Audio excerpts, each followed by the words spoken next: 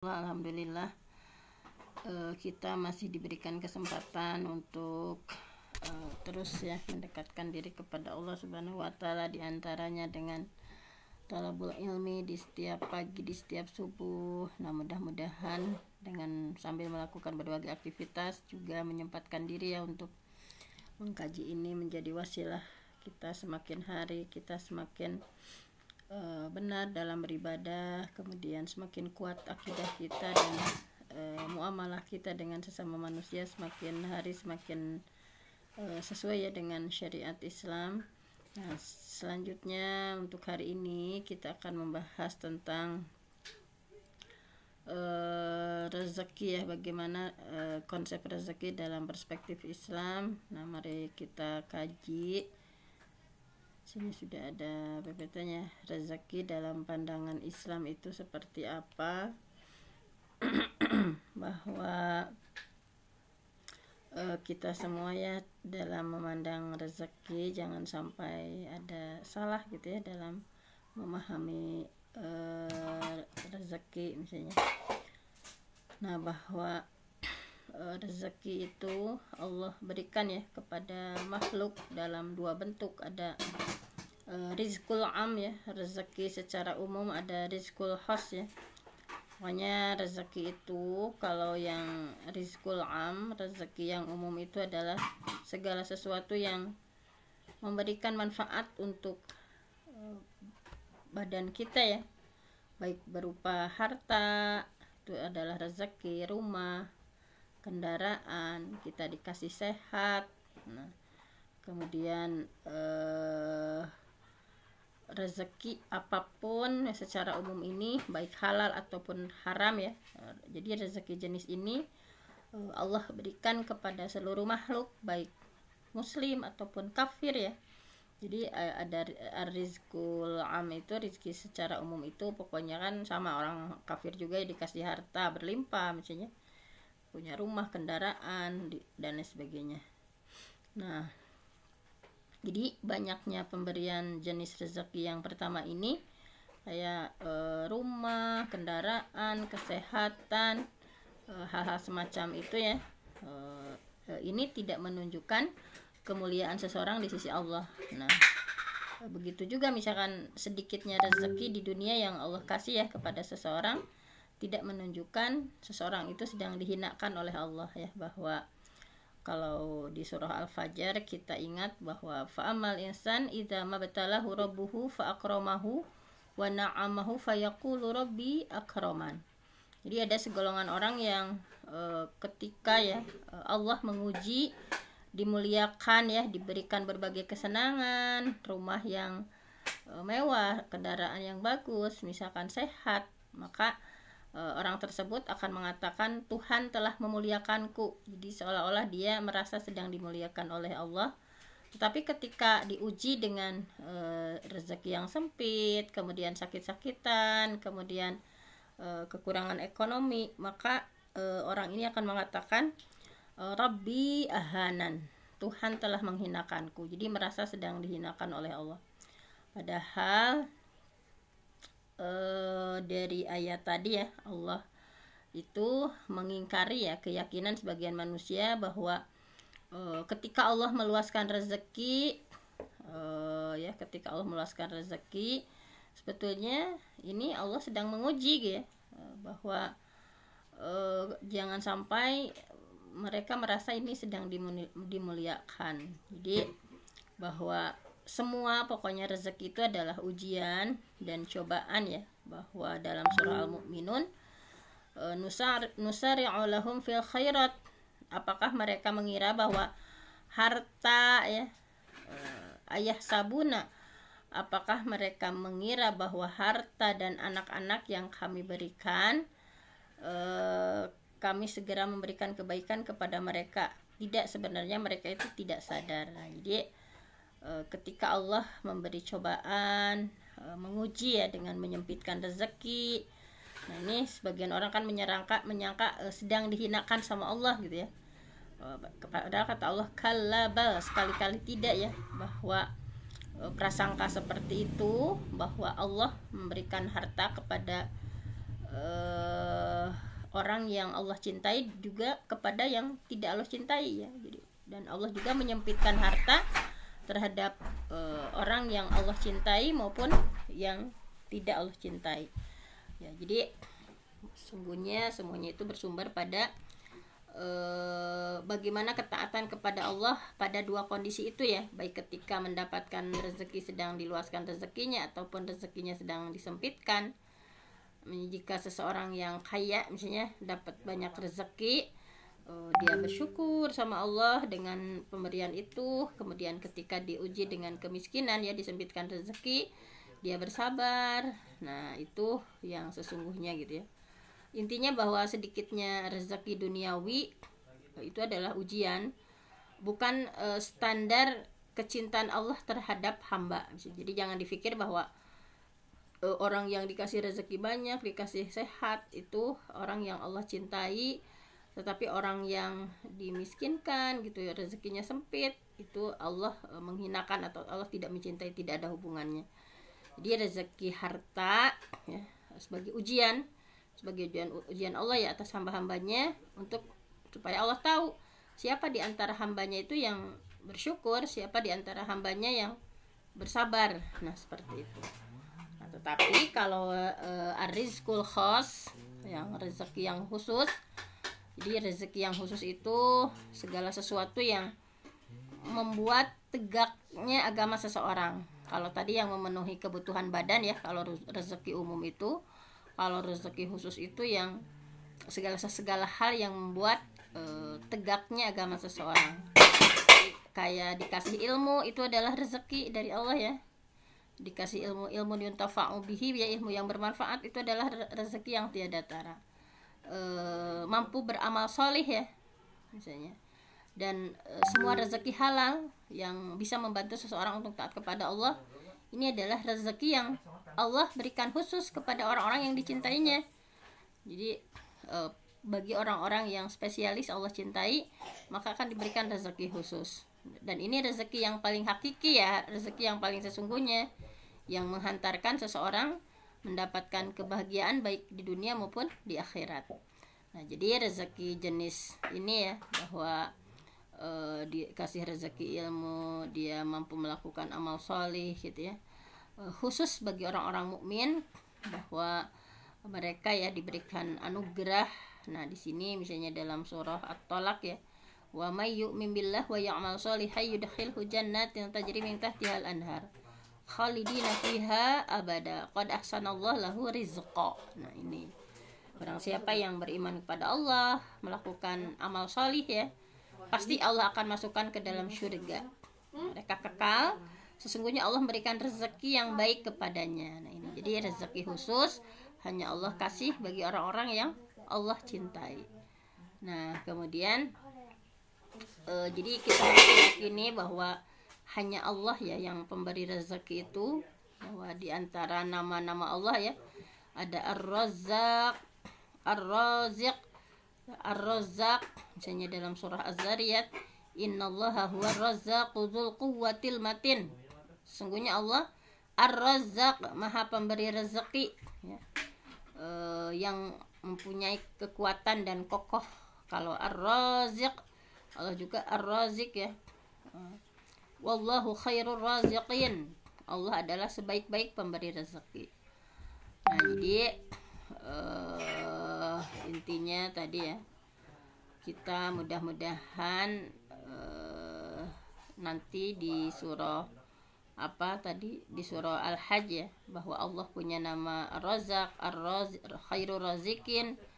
Kemudian kalau di surah sebelumnya itu innallaha huwa Razzaq dzul quwwatil matin. Nah, dari nama Allah Ar-Razzaq, Ar-Raziq terkandung di dalamnya sifat rezeki ya, Ar-Rizqu.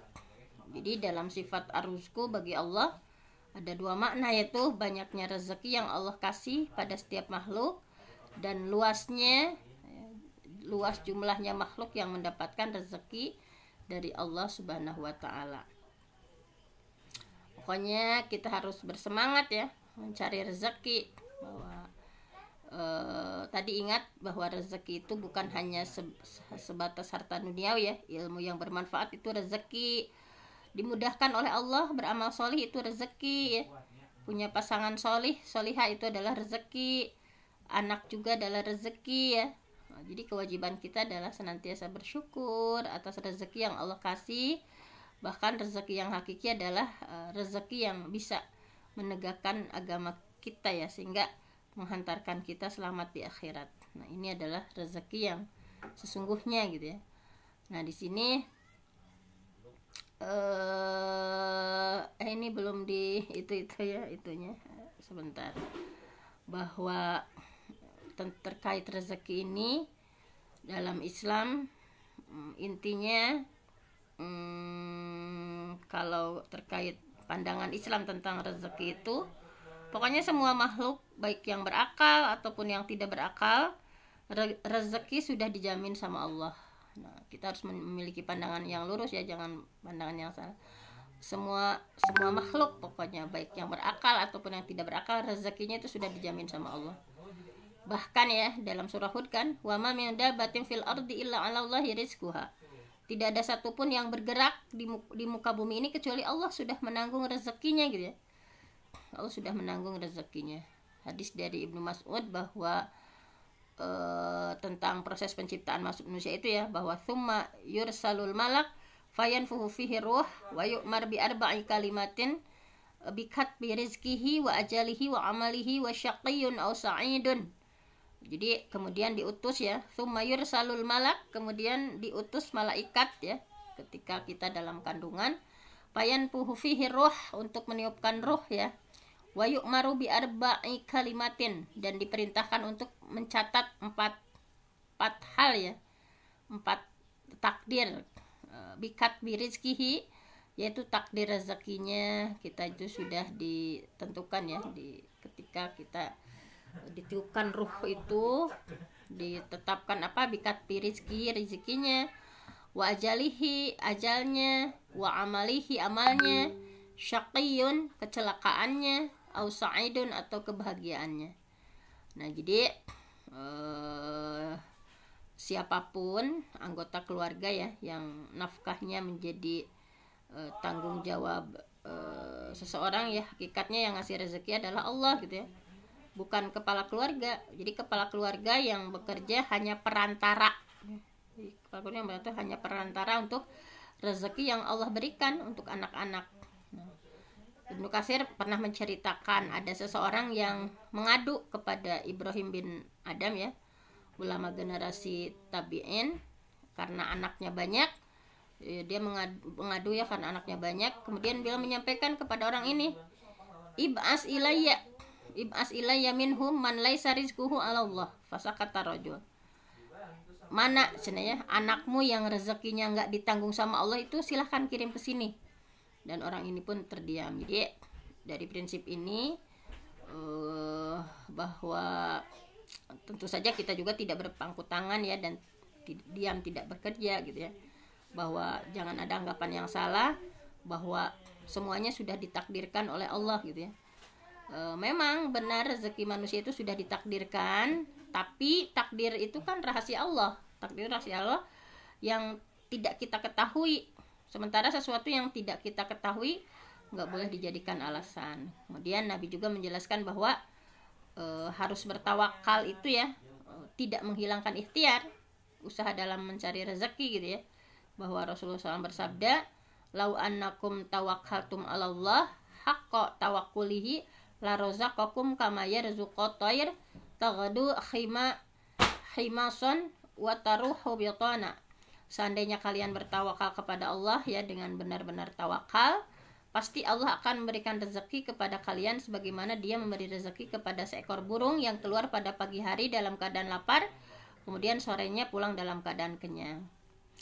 Nah, jadi hadis ini ya menunjukkan tidak boleh kita ya misalnya berpangku tangan karena sudah Allah tetapkan rezekinya ya.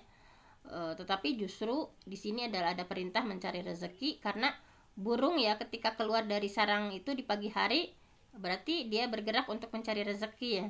Bahwa yang kedua, setiap jiwa tidak akan mati sampai dia menghabiskan jatah rezekinya. Jadi jangan khawatir, setiap orang, setiap jiwa, baik manusia atau apapun, dia tidak akan pernah mati sampai menghabiskan semua jatah rezekinya.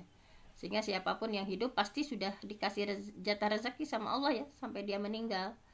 Nah, bahwa dalam satu hadis ini ya, dalam salah satu hadisnya Rasulullah memotivasi untuk mencari rezeki. Ayuhanas, wahai manusia, inna ahadakum, sesungguhnya salah seorang di antara kalian, lan yamuta, tidak akan mati ya, hatta yastakmila rizqoh, sampai sempurna jatah rezekinya. Fala tastabati'u rizqoh, artinya kalian jangan merasa rezeki kalian terlambat ya. Ittaqullah, bertakwalah kepada Allah ayuhannas, wahai manusia, wa ajmilu fit talab, cari rezeki dengan baik gitu ya. Wa ajmilu bit talab, cari rezeki dengan baik. Khudhu ma halal, ambil yang halal. Wa da'u ma haruma, dan tinggalkan yang haram. Nah, jadi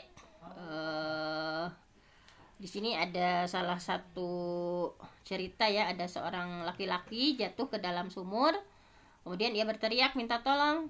Nah, kemudian ia berhasil ya mengeluarkan orang itu dari sumur dalam keadaan selamat, dan seseorang menyodorkan kepadanya segala susu ya untuk dia minum dan menenangkan keadaan orang yang tenggelam ke sumur tadi. Setelah tenang, kemudian orang nanya, bagaimana kamu bisa jatuh ke dalam sumur? Kemudian orang ini cerita ya, kemudian ia berdiri di bibir sumur untuk mempraktekkan kronologi ya, sampai saat ia terjatuh ke dalam sumur. Qadarullah, tanpa disengaja orang itu terjatuh lagi ke dalam sumur dan akhirnya meninggal gitu. Nah, jadi orang ini ya diselamatkan oleh Allah karena masih tersisa jatah rezekinya di dunia, yaitu tadi 1 gelas susu tadi. Nah, jadi padahal kan tadi ketika tercebur ya ke sumur dalam sekali, dia bisa selamat karena jatah rezekinya itu belum habis gitu ya. Nah, jadi tadi ya 1 gelas susu yang jatah rezeki dia di dunia itu belum habis, sehingga Allah masih hidupkan gitu ya. Maka tapi setelah rezekinya sempurna ya, ia terjatuh lagi dan meninggal. Nah, jadi seperti itu. Jadi jangan khawatir bahwa rezeki kita tidak akan tertukar dengan orang lain ya. Kemudian hakikat dari rezeki itu adalah apa yang kita konsumsi dan apa yang kita manfaatkan gitu ya. Sementara kalau yang kita kumpulkan belum tentu menjadi jatah rezeki kita ya. Jadi yang hakikatnya rezeki itu apa yang kita makan, baju yang kita pakai ya, sesuatu yang kita kumpulkan itu belum tentu menjadi jatah rezeki kita.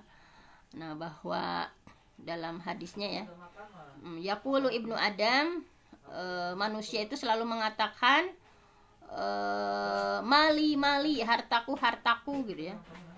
Padahal hakikatnya dari hartamu ya, bahwa dari hartamu wahai manusia hanyalah apa yang kan misalnya saya punya ini sekian gitu ya, hartanya disebut-sebut.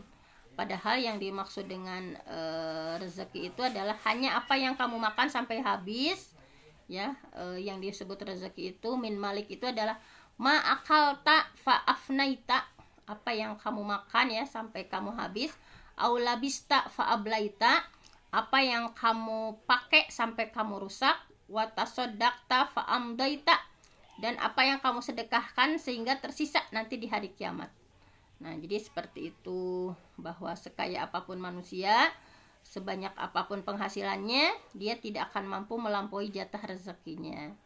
Maksudnya orang yang punya beras 1 ton ya, kan dia hanya makan 1 piring saja. Orang yang punya 100 mobil kan yang dia pakai hanya 1 mobil saja gitu ya. Nah, orang yang punya ratusan rumah yang dia pakai kan hanya 1 ruangan saja yang dia itukan. Jadi apapun yang kita kumpulkan pasti Allah akan hisab ya. Nah, ini jadi jangan salah dalam memandang rezeki dalam perspektif Islam. Nah, jadi di sini ya, bahwa jenis rezeki, pandangan rezeki yang salah banyak ya, bahwa tadi orang memahami bahwa rezeki itu diperoleh dari usahanya sendiri. Misalnya kayak orang bekerja keras kemudian dapat gaji, itu menganggap dari hasil usahanya. Pedagang yang memperoleh keuntungan dianggap hasil usahanya. Dokter misalnya yang menerima upah karena mengobati pasien, dianggap upah itu datang darinya. Nah, jadi benar gak sih apakah penyebab datangnya rezeki itu atas usaha kita ya? Bahwa ini fakta rezeki ada dua aspek, ada al-asbab, ada al-hal ya. Yang asbab itu yang sifatnya sebab akibat, kemudian bersifat pasti, masalah yang goib bagi manusia. Kalau yang hal, kondisi yang ini ya tidak pasti, wilayahnya yang diusahakan manusia. Nah, ini tentang asbab, dalilnya harus qat'i ya, qat'iyati tsubut, qat'iyatu dilalah gitu ya, merujuk kepada Al-Qur'an. Sini bahwa tentang rezeki itu, kulu mimma razaqakumullah. Makanlah dari rezeki yang Allah sudah berikan kepada kalian. Allahul ladzi khalaqakum tsumma razaqakum. Allah yang menciptakan kalian kemudian memberi rezeki kepada kalian gitu ya. Anfiqu mimma razaqakumullah. Nafkahkan sebagian dari rezeki yang Allah kasih kepada kalian. Innallaha yarzuqu may yasha bighairi hisab. Sesungguhnya Allah ngasih rezeki kepada siapa saja yang Allah kehendaki tanpa hisab, tanpa batasan gitu ya. Nah, di sini waqulu mimma razaqakumullah halalan thayyiba wattaqullaha allazi antum bihi mu'minun. Makanlah makanan yang halal, yang baik, yang Allah sudah kasih rezeki kepada kalian, bertakwalah kepada Allah yang kamu beriman kepadanya. Nah, ini ya. Fabtaghu indallah arrizqa, mintalah rezeki itu dari sisi Allah.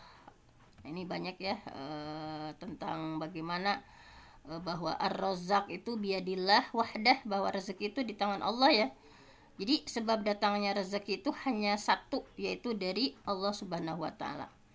Tapi jangan juga misalnya ini pandangan yang salah ya, jenis pandangan rezeki yang salah, misalnya meyakini bahwa apapun yang diberikan Allah itulah rezeki kita. Nah, ini manusia tidak perlu bersusah payah dalam mencari rezeki ya. Banyak yang berkata seperti karena Allah sudah menakdirkan semuanya, sudah ada jatahnya, manusia hanya cukup pada pasrah pada Allah ya. Usaha manusia itu nggak ada gunanya, rezeki datangnya dari Allah semata. Nah, ini juga harus dimaknai lagi ya, bahwa rezeki itu tadi adalah pemberian, pokoknya segala sesuatu yang tadi ya dimanfaatkan manusia.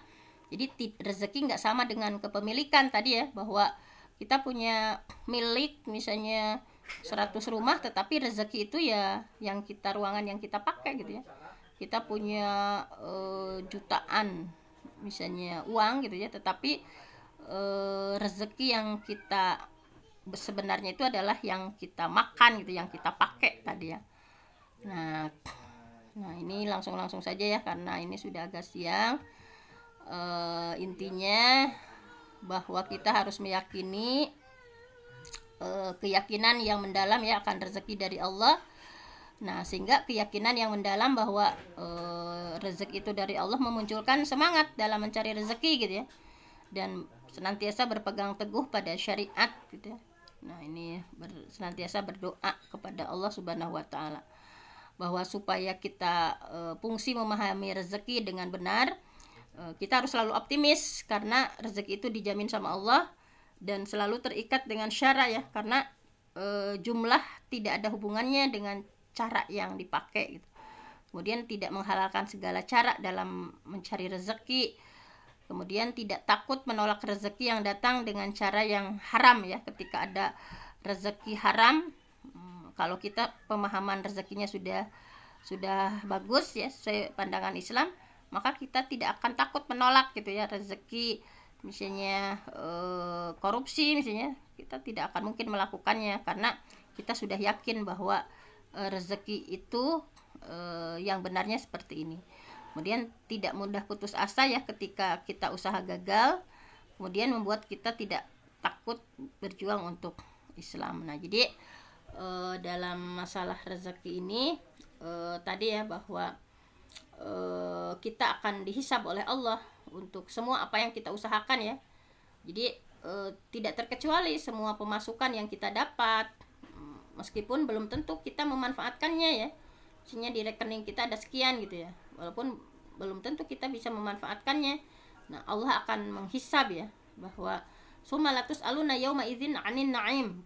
Kemudian pada hari kiamat sungguh kalian akan ditanya tentang kenikmatan gitu ya, bahwa jadi kita tidak hanya ditanya tentang bagaimana cara mendapatkan harta, termasuk menggunakannya seperti apa gitu ya, bahwa dalam hadisnya kan seseorang itu la tazulu qadama abdin, tidak akan bergeser dua telapak kaki seorang hamba yaumal qiyamah, pada hari kiamat, hatta yus'ala, sampai ia itu ditanya, diminta pertanggungjawaban, an umrihi, tentang umurnya dihabiskan untuk apa, fima afnahu wa an ilmihi, tentang ilmunya, fima fa'ala, bagaimana dia mengamalkannya, wa an malihi, tentang hartanya, min aina iktasabahu, dari mana ia peroleh gitu ya, kemudian wa fima anfaqahu, kemana dia membelanjakan harta itu, wa an jismihi, dia akan ditanya tentang tubuhnya, fima abalahu ya, untuk apa tubuh digunakan misalnya. Jadi yang akan dihisab oleh Allah itu tidak hanya harta yang menjadi kebutuhan sekunder atau tersier ya, termasuk juga harta kebutuhan ini ya, bahwa bahkan makanan yang dikonsumsi seseorang ketika sedang kelaparan pun seperti itu. Ini pada suatu hari ya, Rasulullah keluar, kemudian beliau bertemu dengan Abu Bakar dan Umar. Kemudian beliau bertanya, apa yang menyebabkan kalian keluar dari rumah kalian saat seperti ini? Abu Bakar menjawab, lapar ya Rasulullah. Beliau bersabda, demi yang diriku ada di tangannya, yang membuat aku keluar sama seperti yang menyebabkan kalian keluar. Mari kita berangkat. Jadi sama-sama lapar ya. Kemudian Abu Bakar, Umar pergi ya bersama Rasulullah. Beliau menemui seseorang dari kalangan Ansor ya, dalam satu riwayat itu namanya Abu Ayyub Al-Ansori, yang ternyata ia tidak berada di rumahnya ketika istrinya melihat kedatangan Rasul dan Umar dan Abu Bakar. Maka dia berkata, marhaban wa ahlan. Beliau bertanya, di mana suamimu? Wanita itu menjawab, dia pergi untuk mencari air tawar untuk kami. Sehingga sahabat tadi datang ya, dia memandang Rasulullah dan dua orang rekannya ya, melihat sama Abu Bakar dan Umar. Kemudian dia berkata, alhamdulillah pada hari ini tidak ada yang mendapatkan tamu-tamu yang lebih mulia selain dari tamuku.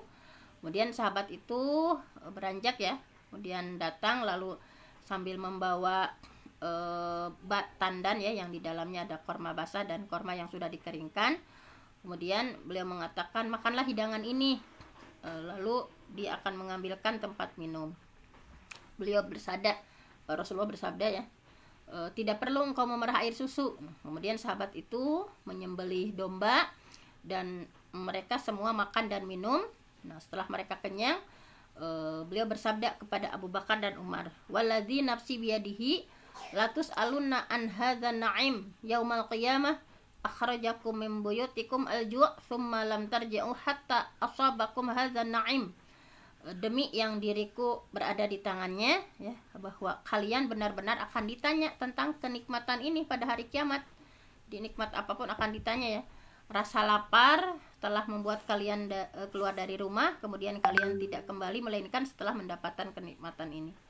Nah, jadi seperti itu, bahwa nanti ya, nikmat yang akan pertama kali ditanya, inna awwala ma yus'alu anhu yaumal qiyamah, yakni al abda minan na'im ayuqalu lahu alam nusihha laka jismak wa nurwika minal ma al barid. Jadi sungguh nikmat yang akan ditanyakan ya nanti ketika di hari kiamat itu adalah pertanyaan seperti ini. Bukankah kami sudah memberikan kesehatan pada badanmu ya, kata Allah, dan sudah memberikan padamu air yang menyegarkan. Nah, jadi intinya semakin banyak pemasukan seseorang, dia akan menjalani hisab yang lebih lama. Makanya kan Nabi Muhammad ketika melihat ya surga itu kebanyakannya orang miskin memang. Maka harus hati-hati ya kita yang diberikan rezeki banyak oleh Allah. Semakin banyak pemasukan seseorang, dia akan menjalani hisab yang lebih lama gitu ya. Nah, sehingga menyebabkan akan tertunda dari masuk surga. Nah, ini bahwa Sesungguhnya orang muhajir yang miskin, ya, inna fuqara'a al muhajirin yasbiqunal aghniya, mereka akan mendahului masuk surga yaumal qiyamah, pada hari kiamat, ilal jannah, ya, ke surga, bi arba'ina kharifan, 40 tahun sebelum orang kaya. Jadi orang miskin akan lebih dulu masuk surga, ya, namanya miskin yang taat ibadah, ya, akan lebih dulu masuk surga. Jaraknya itu kalau di sini 40.000 tahun sebelum orang kaya masuk surga. 40 tahun bi arba'ina kharifan. Satu hari di akhirat itu adalah 50.000 tahun, ya. Nah, jadi bahwa yadkhulu fuqara'ul muslimin, orang muslim yang miskin, mereka itu akan masuk al-jannah, ke surga, qabla aghniyaihim, sebelum orang kaya, ya, binisfi yaumin wa huwa 500 aman, yaitu selisih setengah hari, yaitu setara dengan 500 tahun. Nah, jadi ini adalah hadis ini, ya, tadi perbedaan keadaan orang miskin dan orang kaya. Maka ini, ya, persaingan itu terjadi antara sesama muhajirin, ya. Selisihnya masuk surga antara yang miskin dengan kaya itu 40 tahun. Sementara selain muhajirin, kalau seperti kita, ya, setengah hari di waktu hari kiamat itu sama dengan 500 tahun kalau yang bukan muhajir. Jadi intinya kita jangan pernah iri, ya, kepada orang kaya, karena nanti hisabnya lebih lama, gitu, ya. Nah, seperti itu, bahwa prestasi kita sebagai manusia itu nggak diukur dari seberapa banyak harta yang kita miliki, gitu, ya, tapi seberapa banyak kita memberikan manfaat untuk umat, gitu, ya. Bahwa ahabun nas ilallah anfa'uhum linnas, bahwa manusia yang paling Allah cinta itu adalah yang paling bermanfaat untuk manusia lainnya, gitu, ya. Nah, misalnya, jadi jangan sampai kita, ya, misalnya berdoa teh hoyong benghar gitu, ya. Yang terpenting nih tadi, bahwa intinya kita harus senantiasa menghisab diri kita, ya, bahwa di sini ada beberapa hal yang harus diluruskan, bagaimana kita memaknai rezeki dalam pandangan Islam. Nah, mungkin hanya itu saja, ya, tentang pandangan Islam dalam tentang memahami rezeki. Selalu optimis, ya, kita harus selalu optimis karena rezeki itu sudah dijamin sama Allah, gitu, ya. Kemudian tadi, ya, selalu terikat dengan syara, karena jumlah itu tidak ada hubungannya dengan cara yang kita pakai. Jangan sampai kita menghalalkan segala cara, ya, untuk mendapatkan rezeki di dunia ini. Jangan takut untuk menolak rezeki yang haram, ya. Misalnya ketika kita menghindari dari rezeki yang haram, sini rezeki ini haram, nah itu nanti Allah sudah mengganti, ya, dengan kebahagiaan lainnya. Dan juga jangan mudah putus asa ketika kita gagal dalam berusaha. Nah, tetap semangat berikhtiar mencari rezeki, dan mudah-mudahan Allah memberikan rezeki yang sesungguhnya tadi, ya, yaitu untuk hirasatuddin. Rezeki yang sesungguhnya itu untuk bagaimana kita mampu menjaga agama kita dengan ilmu yang bermanfaat yang kita miliki, gitu, ya. Dengan dimudahkan melakukan amal soleh, itu adalah rezeki yang sesungguhnya. Mungkin hanya itu saja tadabbur kali ini. Saya mohon ampun sama Allah, yang benar datangnya dari Allah, yang salah dari saya sendiri. Aqulu qouli hadza wa astaghfirullah li wa lakum. Wassalamualaikum warahmatullahi wabarakatuh. Waalaikumsalam warahmatullahi wabarakatuh. Terima kasih kepada Al-Mukarramah Bunda Dr. Hajah Fenty yang sudah menyampaikan materi tentang rezeki. Mudah-mudahan Allah berikan pahala yang berlipat ganda. Jazakillah khairan katsira. Mudah-mudahan kita semua bisa mengamalkannya. Mudah-mudahan